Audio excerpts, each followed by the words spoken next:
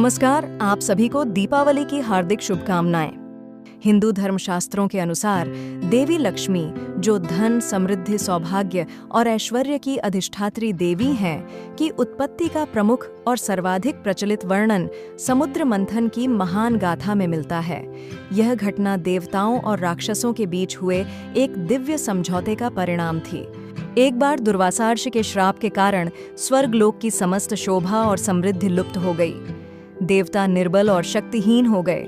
इसका लाभ उठाकर राक्षसों ने देवताओं पर आक्रमण कर दिया और उन्हें स्वर्ग से खदेड़ दिया। पराजित और निराश देवता ब्रह्मा जी के पास गए, जो उन्हें लेकर भगवान विष्णु के पास पहुंचे। भगवान विष्णु ने देवताओं को एक योजना बताई। उन्होंने कहा कि अमृत, दिव्य अमृता का पेय प्राप्त करने के लिए देवताओं और राक्षसों को मिलकर क्षीर सागर, दूध का समुद्र का मंथन करना होगा। यह एक कूटनीतिक चाल थी, क्योंकि केवल अमृत पीकर ही देवता अपनी शक्ति वापस पा सकते थे। भगवान विष्णु ने आश्वासन दिया कि वे स्वयं अमृत का वितरण इस प्रकार करेंगे कि राक्षसों को उसका लाभ न मिल सके। इस महान कार्य के लिए मंदराचल पर्वत को मथनी बनाया गया और नागराज वासुकी को रस्सी।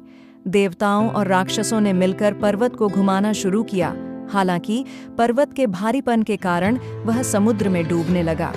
तब भगवान विष्णु ने कूर्म, कछुए का अवतार लिया और अपनी पीठ पर मंदराचल पर्वत को संभाला। समुद्र मंथन शुरू हुआ और सबसे पहले एक विषैला हलाहल नामक विष निकला, जिसे भगवान शिव ने अपने कंठ में धारण करके संसार की रक्षा की। इसके बाद मंथन से कई दिव्य रत्न और वस्तुएं प्रकट हुईं।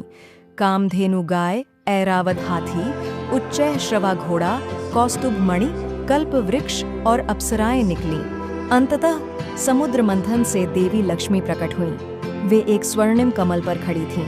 उनके 4 हाथ थे और उनका रूप अत्यंत तेजोमय और दिव्य था। उनके एक हाथ में कमल का पुष्प था और वे अभय मुद्रा और वृद्ध मुद्रा में थीं।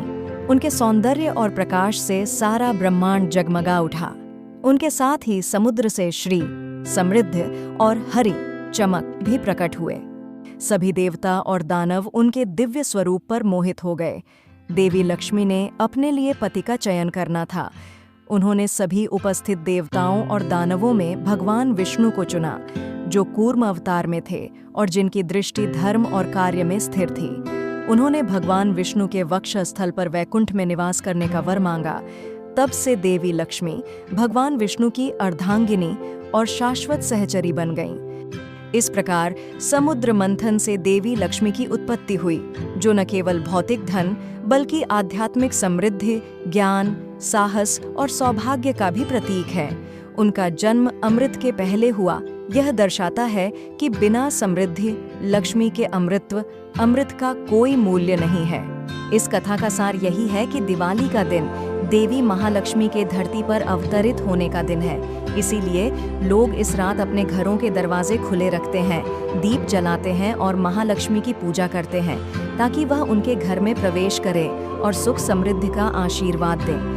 यह त्योहार हमें यह भी सीख देता है कि असली समृद्धि केवल धन से नहीं, बल्कि स्वास्थ्य, प्रेम, ज्ञान और आंतरिक शांति से मिलती है, और देवी लक्ष्मी का आशीर्वाद इन सभी को प्राप्त करने में सहायक होता है।